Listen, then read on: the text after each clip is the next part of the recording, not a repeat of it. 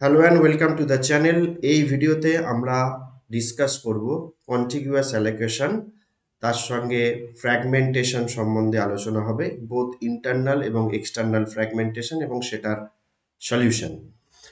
তো আমরা এর আগে অবধি যা যা পড়াশোনা করেছি, যা যা দেখেছি, সেটা হচ্ছে না প্রসেসকে মেমোরিতে স্টোর হতে হবে, প্রসেসকে র্যামের মধ্যে আসতে হবে, মানে প্রোগ্রামকে র্যামের মধ্যে আসতে হবে, যদি আরো ভালোভাবে বলি, ফর এক্সিকিউশন, তাই তো। এবার আমার কন্টিগুয়াস অ্যালোকেশন মানে হচ্ছে একটা প্রসেসের পুরো পার্টটা একসঙ্গে মেমোরিতে থাকে, কন্টিগুয়াসলি পর পর আমার সেলগুলোতে প্রসেস থাকবে। ধরা যাক একটা প্রসেস P1 এখানে শুরু হয়েছে, আমি কালারটা চেঞ্জ করে নিচ্ছি। P1 প্রসেসটা এখান থেকে এতটা আছে, তারপরে P2 প্রসেসকে রাখা হয়েছে, তারপরে P3 প্রসেসকে রাখা হয়েছে। কন্টিগুয়াসলি পরপর আমি মেমোরিতে প্রসেসগুলো পাশাপাশি রাখছি, ঠিক আছে। এবং P1 এর পুরো কোডটা একসঙ্গে থাকবে, P2 এর পুরো কোডটা একসঙ্গে থাকবে, এই নয় যে পার্ট হয়ে থাকবে। মানে P1 যদি কোনো একটা প্রোগ্রাম হয় বা প্রসেস হয়, P1 এ যা যা লেখা ছিল পুরোটাই আমার এইখান থেকে একদম লাস্ট অবধি পুরোটা থাকবে। Okay, so main memory must support both OS and for user process. আমাদের ওএস এর জন্য জায়গা রাখতে হবে, এখানে ওএস আছে suppose operating system. Limited resource must allocate efficiently. আমার যেহেতু রিসোর্স কম, মেমোরি কম, আমাকে এই কম মেমোরির মধ্যে এফিসিয়েন্টলি প্রসেসগুলোকে রাখতে হবে। যত বেশি প্রসেস আমি রাখতে পারবো, ডিগ্রি অফ মাল্টি প্রোগ্রামিং তত বেশি হবে। Contiguous allocation is the early method. তোমাদের বলে রাখা ভালো যে এটা কিন্তু, এই মেথডটা আগে ইউজ হতো, এখন কিন্তু এই মেথড ইউজ করা হয় না। Main memory usually into two partitions, residence operating system usually held in the low memory, এই যে অপারেটিং সিস্টেমকে আমি রেখেছি একদম লো মেমোরিতে, এবং user process in the high memory, এটা হাই মেমোরি, ওপরের দিকে আমার ইউজার প্রসেসগুলো আছে। Each process contained a single contiguous section of memory. Each process contained in single contiguous section of memory. ওকে, তো বোঝা গেল নিশ্চয়ই। এবার আমরা পরের স্লাইডে যাই। তো এখানে কিভাবে করা হয় এটা আমরা আগেই দেখেছি, তাও একবার বুঝে নিই। সিপিইউ লজিক্যাল অ্যাড্রেস জেনারেট করছে, সেই লজিক্যাল অ্যাড্রেসটা লিমিট রেজিস্টারের থেকে ছোট হতে হবে। লিমিট রেজিস্টার মানে হচ্ছে আমার এখানে লিমিট আছে, ধরা যাক এটার লেন্থ হচ্ছে 100, আমি ধরলাম এটার লেন্থ হচ্ছে 100, ঠিক আছে। তো আমার লিমিট রেজিস্টারের মধ্যে P1 এর যে লিমিট রেজিস্টার তার মধ্যে থাকবে আমার 100। ওকে, এবং এই P1 শুরু হয়েছে ধরলাম আমি 1000 থেকে, তার মানে শেষ হবে 1100-তে।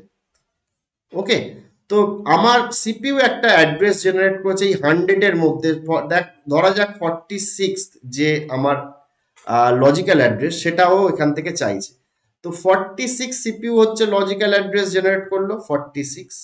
তো সেইটা আমার লিমিট রেজিস্টারের থেকে ছোট হতে হবে, কারণ আমি এখানে 46 এর জায়গায় 110 কখনোই কল করতে পারবো না, তার লজিক্যাল অ্যাড্রেস হতে পারবে না, তার কারণ এটা লিমিট হচ্ছে 100, তাই তো।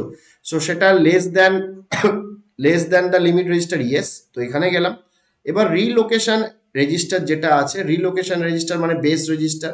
তো এই প্রসেসের জন্য একটা রিলোকেশন রেজিস্টার বা বেস রেজিস্টার রাখা আছে, তার মধ্যে লেখা আছে কত, 1000 লেখা আছে। তো 1000-এর সঙ্গে আমার 46টা যোগ হলো, যোগ হয়ে 1046 আমার ফিজিক্যাল অ্যাড্রেস গেল, এবং সেই 1046 লোকেশনে আমি গিয়ে হিট করলাম মেমোরির মধ্যে, ঠিক আছে। তো আমার এখানে আলাদা করে কি করতে হচ্ছে, তার মানে যে base register contain value of smallest physical address, smallest physical অ্যাড্রেসটা যা, মানে এর মধ্যে যা স্মলেস্ট ফিজিক্যাল অ্যাড্রেস সেটা বেস রেজিস্টারে থাকছে। স্মলেস্ট ফিজিক্যাল অ্যাড্রেস মানেই হচ্ছে স্টার্টিং অ্যাড্রেসটা। Limit register contain range of logical addresses, each logical address must be less than the limit register. তো ঠিক আছে, এবং এমএমইউ, এটা এমএমইউ ম্যাপস দা এমএমইউ সম্বন্ধে আমরা পড়েছি, সুতরাং এটা বোঝা গেছে। এবারে মাল্টিপল পার্টিশন অ্যালোকেশন স্কিমে এটা বলার আগে আমি দু একটা কথা বলে নিই, সেটা হচ্ছে আমাদের এই যে আমরা বলছি যে পর পর পর পর আমরা প্রসেসগুলোকে রাখবো, ঠিক আছে, পর পর পর রাখবো, কিন্তু রাখবো যে আমার ওয়েস আছে তলায়, এখানে ওয়েস আছে, অপারেটিং সিস্টেমের জন্য আমার ব্লক করা আছে, এই জায়গাটা দখল করা আছে, রাখবো যে, তো কিভাবে রাখবো? তো অনেকগুলো প্রসেস আছে। প্রথম যেটা হয়েছিল সেটা হচ্ছে fixed size partition. Fixed size partition, fixed size partition, সেটাতে কি বলা হচ্ছে, আমি প্রসেস যেগুলো আছে P1, P2, P3, যে প্রসেসগুলো আছে প্রত্যেকটা প্রসেসের কিন্তু লেন্থ আলাদা আলাদা হয়, মানে লিমিট রেজিস্টার, নিশ্চয়ই বুঝতে পারছো যে দুটো প্রোগ্রাম, একটা লেন্থ অনেক বেশি, একটা লেন্থ কম, একটা প্রোগ্রামে নাম্বার অফ ভেরিয়েবলস অনেক ইউজ হয়েছে, মেমোরি অনেক বেশি লাগবে, আর একটা প্রোগ্রামে কম ভেরিয়েবল ইউজ করেছি, আমি একটা প্রোগ্রামে হ্যালো ওয়ার্ল্ড প্রিন্ট করেছি, তার জন্য একদম লিমিটেড, একদম কম মেমোরি লাগবে। তো প্রত্যেকটা প্রসেসের সাইজ ডিফারেন্ট, ধরলাম এটার সাইজ হচ্ছে 1000, এটা 100, হাজার ধরি না, 100, এটার সাইজ হচ্ছে 200, এটার সাইজ 50, ঠিক আছে। তো আমাদের প্রত্যেকটা প্রসেসের সাইজ কিন্তু ভেরিয়েবল, এটা মাথায় রাখতে হবে। তো in case of fix size partition কি বলা হয় না, বলা হয় যে মেমোরিকে ফিক্স সাইজে তুমি ডিভাইড করে নাও, মানে প্রত্যেকটার একই সাইজ রাখো। ধরা যাক আমি করলাম যে 200 করে আমি সাইজে আমি চপিং করলাম, মেমোরিটাকে ডিভাইড করলাম, এবং এক একটা পার্টে এক একটা প্রসেসকে রাখো। তো সেটা যদি করি কি কি অসুবিধা হবে? নাম্বার ওয়ান প্রবলেম হচ্ছে আমার আমার মেমোরিটা, number of degree of multi programming limit হয়ে যাবে, তাই না? আমার যেমন ধরো যাক 200 করে যদি করেছি, আমি এখানে চারটে আমি ভাগ পেয়েছি, মানে চারটে পার্টে ভাগ করেছি, তাহলে আমি চারটে প্রসেসকেই চারটে জায়গায় রাখতে পারবো। নাম্বার ওয়ান, আমি কোনো মতেই পাঁচটা প্রসেসকে রাখতে পারবো না, যদি ছোট প্রসেসও আসে আমি পাঁচটা প্রসেসকে রাখতে পারবো না in case of fix size partition. Okay, তো সেটার আর একটা কি প্রবলেম, আর একটা প্রবলেম হচ্ছে যেটার সব থেকে ছোট মেমোরি দরকার সেখানে অনেক ওয়েস্টেজ অফ মেমোরি হবে, তাকেও আমি 200 সাপোজ কেবির আমি জায়গা আমি তাকে অ্যালট করছি, তো আমার মেমোরি ওয়েস্টেজ বেশি হচ্ছে। তো তার জন্য আবার এলো আমাদের ভেরিয়েবল পার্টিশন স্কিম, মানে ফিক্সড পার্টিশন কি স্কিম, আর হচ্ছে ভেরিয়েবল, ফিক্সড এর উল্টো ভ্যারিয়েবল সাইজ বা variable size partition. In case of variable size partition বলা হচ্ছে কি না, আমার এইরকম ফিক্সড কিছু করব না, আমরা যখন প্রসেস আসবে তাকে আমরা পরপর বসাবো।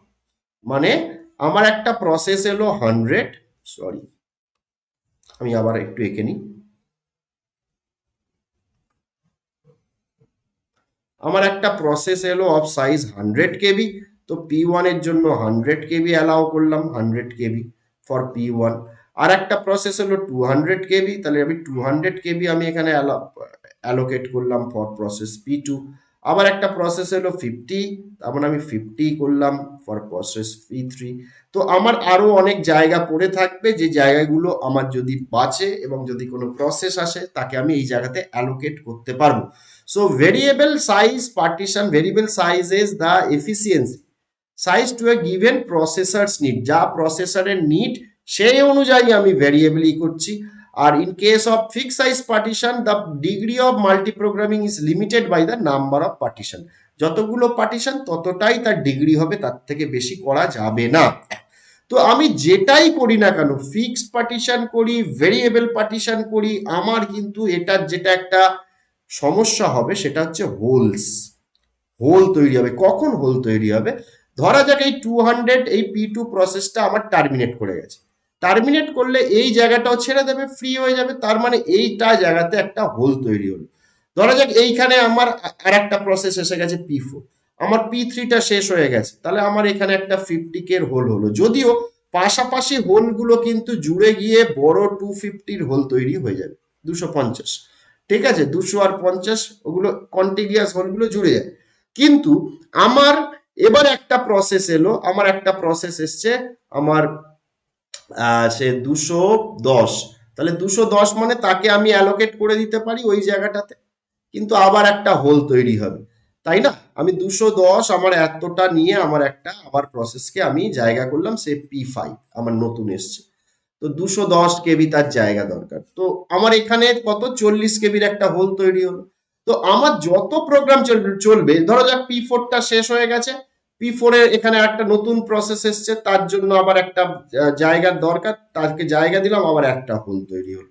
তো যত বেশি হোল ধরে সিস্টেম চলবে, এরকম প্রসেস আসবে, মেমোরিতে বসবে, কমপ্লিট হবে, তারপরে সেই জায়গাটা ও ছেড়ে দেবে, তারপর একটা অন্য প্রসেসকে আমি ওই জায়গাতে বসাতে পারি। কিন্তু আমার নর্মালি কি হয়, যতটা আমার ফ্রি স্পেস আছে, আমার এই জায়গাটাতে যতটা ফ্রি স্পেস আছে, ঠিক একই ফ্রি স্পেসের বা একই সাইজেরই যে প্রসেস আসবে এরকম তো কোনো গ্যারেন্টি নেই। তো আমার তার থেকে বড় সাইজের প্রসেসকে আমি এই জায়গাটায় কখনোই বসাতে পারবো না। যদি ওখানে আমার 100 কেবি জায়গা থাকে, আমার যদি একটা প্রসেসের রিকোয়ারমেন্ট হয় 110 কেবি, তাহলে আমি কখনোই তাকে এই জায়গাতে প্লেস করতে পারবো না। কাকে প্লেস করতে পারবো? 100 কেবি বা লেস দ্যান 100 কেবি তাকে প্লেস করতে পারবো। এবার যদি এক্স্যাক্টলি 100 কেবি আসে, well and good, no problem, কোনো স্পেস ওয়েস্ট হবে না। কিন্তু সাধারণভাবে সেটা হয় না, প্রসেসগুলো ছোট বড় থাকে। তো আমার একটা প্রসেস এসছে 95 কেবি, তাহলে 95 কেবি যদি আমি একে এখানে অ্যালাউ করে দিই, তাহলে এই জায়গাটাতে আমার একটা আবার হোল তৈরি হয়ে যাবে। তো প্রসেস সিস্টেম যত বেশি চলবে, যতক্ষণ চলবে, ওরকম স্ক্যাটার্ড ওয়েতে এরকম হোল তৈরি হয়ে যাবে। তো হোল মানে কি না, a block of available memory, block of available memory, কিন্তু এত ছোটই অ্যাভেলেবেল যে সেই জায়গাতে আমি কোনো প্রসেসকে রাখতে পারবো না। সো বড় হোলও হতে পারে, মানে অনেক বড় জায়গা ফাঁকা পড়ে আছে, that is also a whole.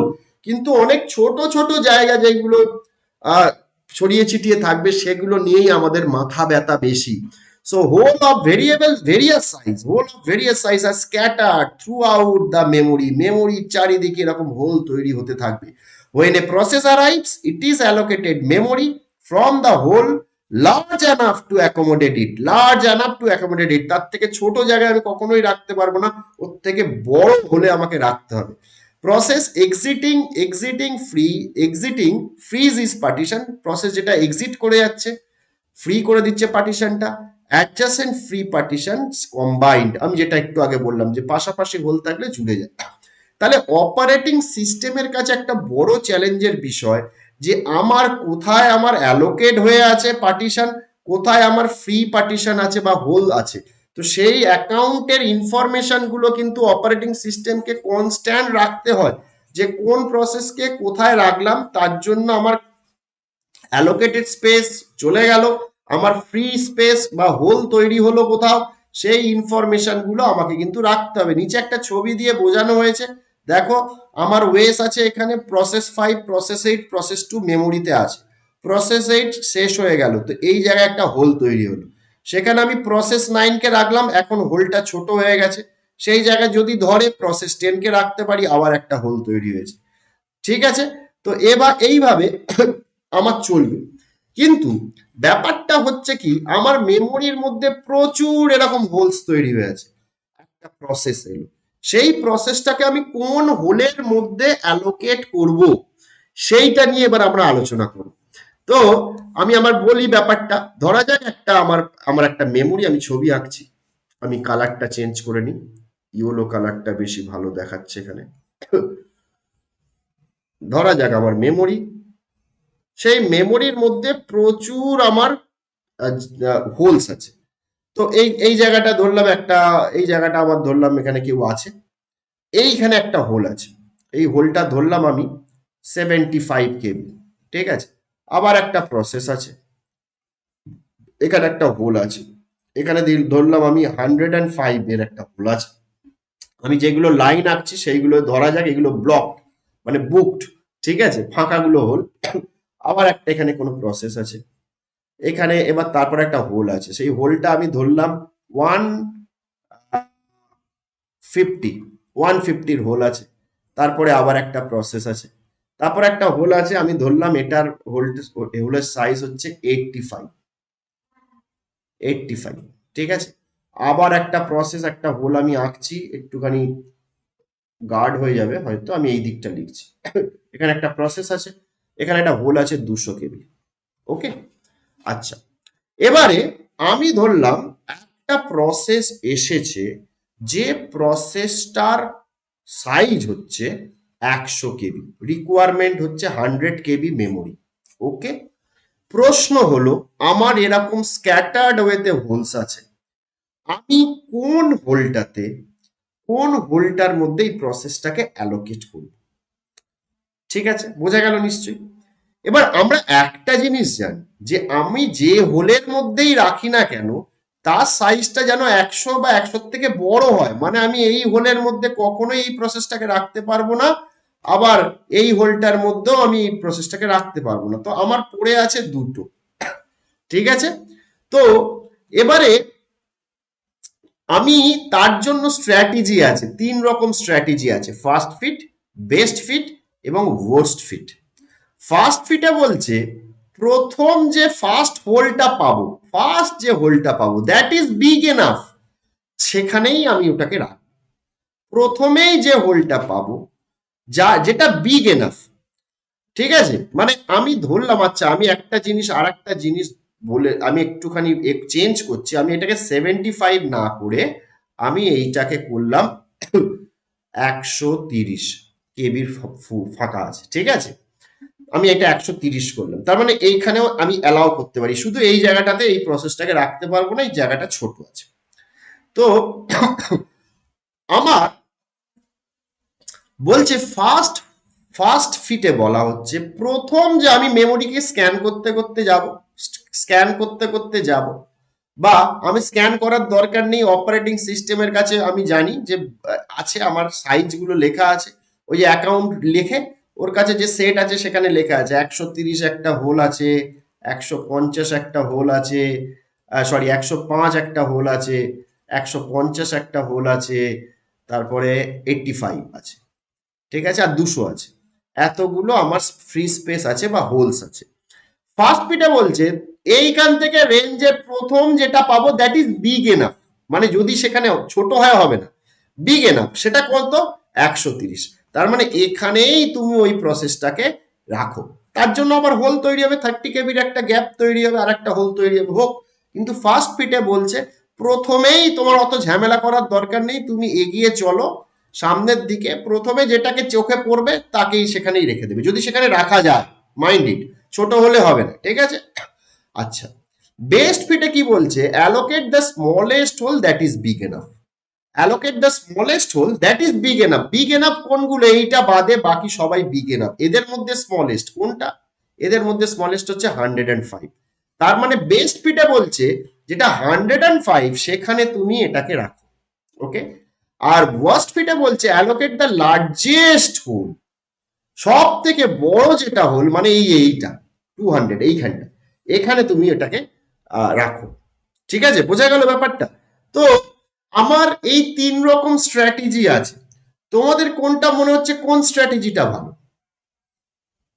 যেটা তোমার মনে হচ্ছে সেটা এক্ষুনি টাইপ কমেন্টে লেখো, কোন কোন স্ট্র্যাটেজিটা তোমার মনে হয়েছে ভালো স্ট্র্যাটেজি।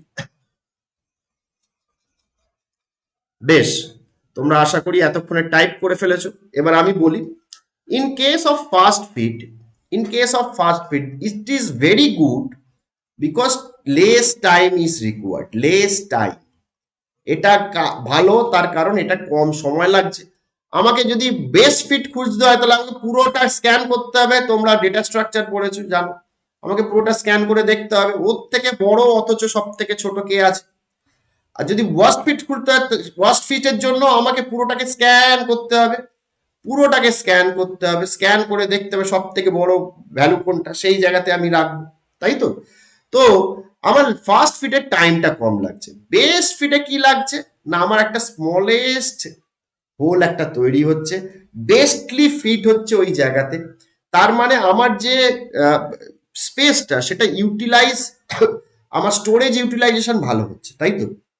আর ওয়ার্স্ট ফিটে কি হচ্ছে, সব থেকে লার্জেস্ট হলে রাখছে, তার ফলে কি তোমাদের দেখো অনেকেই মনে বলেছো, নাম শুনে বেস্ট ফিট নিশ্চয়ই, তাই না, বেস্ট ফিট টাইপ করেছো। বেস্ট ফিট, আমি বলবো ওয়ার্স্ট ফিটের নাম ওয়ার্স্ট ফিট হলো, এটাও ইউজফুল কিন্তু, কেন ইউজফুল? না, আমার সব থেকে লার্জ যে জায়গাটা আছে সেখানে যদি আমি প্রসেসটাকে অ্যালোকেট করি, বাকি যেটা পড়ে থাকবে সেটা কিন্তু এতটাই বড় হবে, সেখানে আমি অন্য প্রসেসকে রাখতে পারি।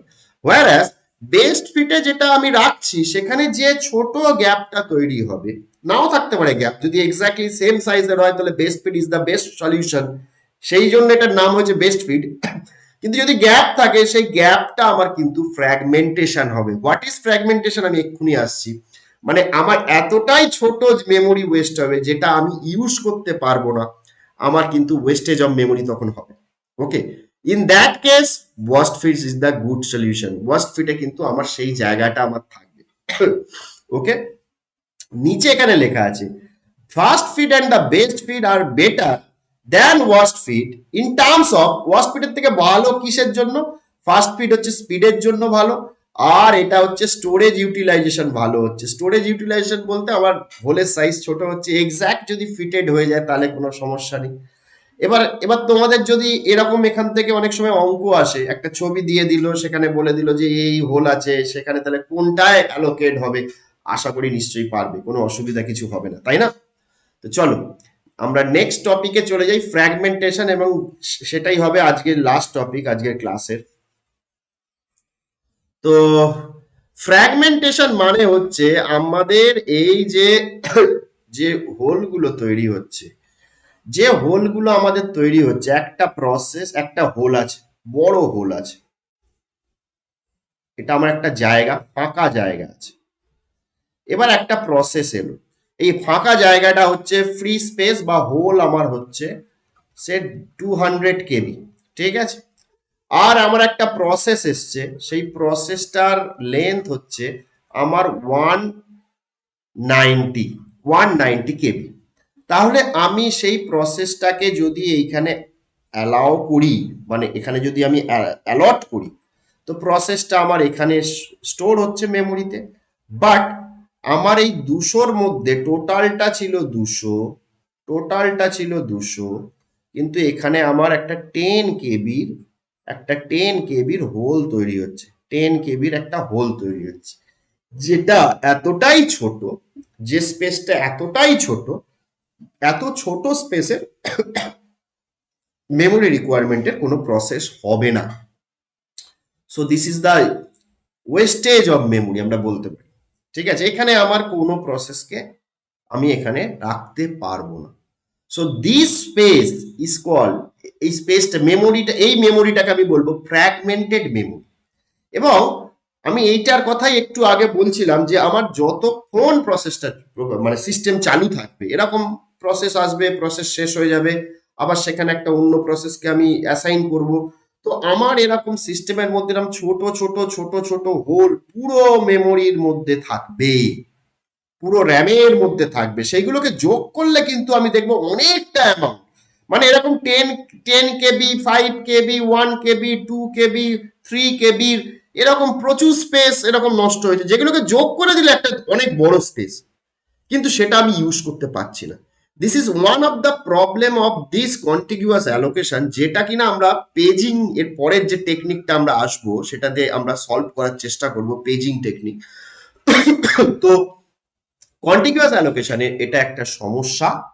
এবং এই ফ্র্যাগমেন্টেশন শুধুমাত্র যে র্যামে হয় তা নয়, আমাদের হার্ড ডিস্কের মধ্যেও ফ্র্যাগমেন্টেশন হয়। একটা ফাইল ছিল, তুমি সেখান থেকে ডিলিট করে দিয়েছো, পরে একটা অন্য ফাইল সেই জায়গায় বসিয়েছে, এবং সেই স্পেসটা ছোট বড়, সেই জন্য একটা ফ্র্যাগমেন্টেড জায়গা হয়েছে। অনেক সময় আমাদের ডিফ্র্যাগমেন্টেশন করি হার্ড ডিস্কের, যদি কেউ জানো করে থাকতে পারো বা করতে পারো, তাহলে আমার কন্টিগুয়াস স্পেসটা বেড়ে যাবে, ঠিক আছে? তো ফ্র্যাগমেন্টেশনের এইটা আবার দু রকমের হয়। এবার ব্যাপারটা বোঝার চেষ্টা করো যে প্রসেসকে আমি এখানে রাখলাম, এই যে 10 KB জায়গাটা যে নষ্ট হচ্ছে, এইটা কিন্তু অপারেটিং সিস্টেমের সেই যে ফ্রি স্টোরেজের যে জায়গাটা আছে ওখানে ওকে হিসাব রাখতে হবে, ও কিন্তু ওখানে হিসাব রাখছে এখানে একটা 10 KB জায়গা আছে। কিন্তু এই স্পেসটা যদি এতটাই ছোট হয়, ধরা গেল যে এটা আমার 199 KB, ঠিক আছে? তাহলে আমার এখানে কতটা জায়গা পড়ে থাকবে? এখানে তাহলে আর 1 KB জায়গা পড়ে থাকবে, ঠিক আছে? একদমই কম, খুবই কম, নগণ্য। অপারেটিং সিস্টেমকে কিন্তু এই 1 KBর হিসাব রাখতে হবে। আমরা সাধারণত কি হয় না, খুচরো পয়সার হিসাব রাখি না, তাই না? আমরা একটা রাউন্ড আপ করে দিই, বা দোকানে গেলাম, কিছু একটা দাম, অনেক কিছু কিনলাম, কিছু একটা সামথিং রুপিস এত, বা 1 টাকা লাস্টে হয়েছে, তো আমরা রাউন্ড অফ, ঠিক আছে রাউন্ড অফ, খুচরো নেই দিতে পারলো না, বা আমাদের খুচরো নেই দিতে পারলাম না, আমরা সেটা ধরে নিই, ঠিক আছে। সেই রকমই এই যে স্পেসটা, এই স্পেসটা এতটাই ছোট, এটার হিসাব রাখা একটা ওভারহেড অপারেটিং সিস্টেমের কাছে।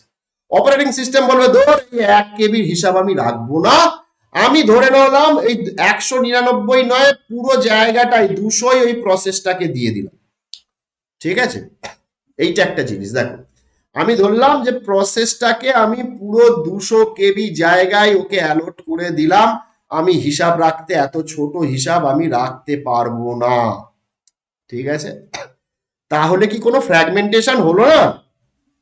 প্রসেসটা কি এই 200 কেবি ইউজ করবে? মোটেই না।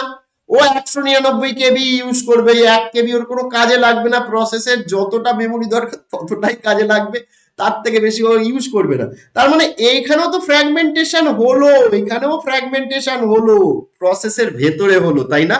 প্রসেসের যে বাউন্ডারি, সেই বাউন্ডারির মধ্যে হলো, এইটাকে আমরা বলি ইন্টারনাল ফ্র্যাগমেন্টেশন। ওকে।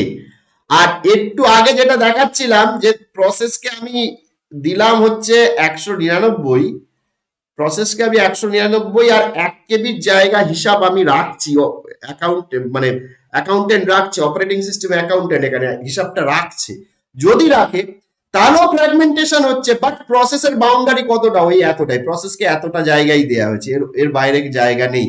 সো এখানে ফ্র্যাগমেন্টেশনটা আউটসাইড অফ দ্য প্রসেস, তো সেটাকে আমরা বলবো এক্সটার্নাল ফ্র্যাগমেন্টেশন। সো আশা করি বোঝা গেল ইন্টারনাল ফ্র্যাগমেন্টেশন এবং এক্সটার্নাল ফ্র্যাগমেন্টেশন সম্বন্ধে আর ডাউট থাকার কথা নয়। কিন্তু যাই হোক, এই ফ্র্যাগমেন্টেশন হওয়া কি ভালো? মোটেই ভালো নয়, কারণ ফ্র্যাগমেন্টেশনের জন্য, ফ্র্যাগমেন্টেশনটা আমার এই কন্টিগুয়াস অ্যালোকেশনের বিশাল বড় একটা ডিসঅ্যাডভান্টেজ, এবং এর জন্য প্রচুর মেমোরি ওয়েস্টেজ হচ্ছে, আমরা ফুললি ইউটিলাইজ করতে পারছি না আমাদের মেমোরিকে। তাহলে সলিউশনটা কি? ফ্র্যাগমেন্টেশন যদি হয় তার সলিউশন কি? ফ্র্যাগমেন্টেশনের সলিউশন হচ্ছে compaction. Now the term compaction, যেটা একটু আগে তোমাদের বলছিলাম, হার্ড ডিস্কে হলে ডিফ্র্যাগমেন্টেশন করতে পারো, সেখানে কি কম্প্যাকশনই করে, সেখানে কি করে, টোটাল মেমোরির প্রসেসগুলোকে একদিকে ঠেলে দেয়, আর অন্যদিকে অটোমেটিক হোলস গুলো চলে আসে। মানে আমার যে প্রসেসগুলো ছিল, সেই প্রসেসের মধ্যে যে হোলগুলো ছিল, এখানে একটা প্রসেস ছিল, এখানে একটা হোল ছিল, এবার আমি কাটাগুলোকে হোল ধরছি, আবার একটা প্রসেস, আবার একটুখানি হোল আছে, ঠিক আছে। আমি এক্সটার্নাল ফ্র্যাগমেন্টেশনের কথা বলছি, এক্সটার্নাল ফ্র্যাগমেন্টেশনের সলিউশন হচ্ছে কম্প্যাকশন, আবার একটা হোল আছে, এরকম ভাবে প্রসেস আছে। তো বলছে প্রসেস গুলোকে ওইদিকে ঠেলে দাও, তাহলে হোলগুলো একটা জায়গায় এসে প্রসেস গুলো পর পর এসে যাবে, আর হোলগুলো একটা জায়গায় চলে আসবে। মানে এই প্রসেসটা সে P1, P2, P3, P4, এবারে P1 এখানে চলে আসলো, P2, তারপরে P1 একই জায়গায় আছে, P2 এখানে চলে এলো, তারপরে P3 কে চলে এলো, ঠেলে একদিকে করে দিলাম, তারপরে P4 কে রাখলাম, এবং অনেকটা আমি ফ্রি স্পেস পেয়ে গেলাম, ঠিক আছে। তো এইটা একটা solution, this is called compaction, compact করে দাও, ঠিক আছে। কিন্তু দেখো, এটা ভাবার বিষয় আছে। ভাবার বিষয় কি, না P2 একটা বেস অ্যাড্রেস ছিল, তাই না? P3 এর একটা বেস অ্যাড্রেস ছিল, P4 এরও একটা বেস অ্যাড্রেস ছিল, আফটার কম্প্যাকশন সেই বেস অ্যাড্রেস গুলো কিন্তু চেঞ্জ হয়ে গেছে, P2 উপরে চলে গেছে, বা বেস অ্যাড্রেস চেঞ্জ হয়ে গেছে। তো বেস অ্যাড্রেস যদি চেঞ্জ হয়ে যায়, তাহলে তো মুশকিল হয়ে যাবে, তাহলে আমি তো খুঁজেই পাবো না, তাই না? তো তাহলে সমস্ত কেসে, যে কেসগুলোতে, মানে আবার তাহলে আমি যদি কম্পাইল টাইম যদি আমার বাইন্ডিং থাকে, তাহলে কম্পাইল আবার প্রথম থেকে করতে হবে, সেটা করলে আবার প্রসেস নতুন করে লোড হবে, সেটা সম্ভব নয়। লোডিং টাইমে যদি আমার বাইন্ডিং হয়ে থাকে, তাহলেও সম্ভব নয়, কারণ আবার আমাকে লোড করতে হবে ওই জায়গাটাতে, সেই জায়গাতে আবার লোডিং করলে পাবো কি পাবো না, ওই জায়গাটা কোনো গ্যারেন্টি নেই। একমাত্র যদি এক্সিকিউশন টাইম বাইন্ডিং হয়, তবেই একমাত্র কম্প্যাকশন করা সম্ভব, আদারওয়াইজ কম্প্যাকশন করা সম্ভব নয়।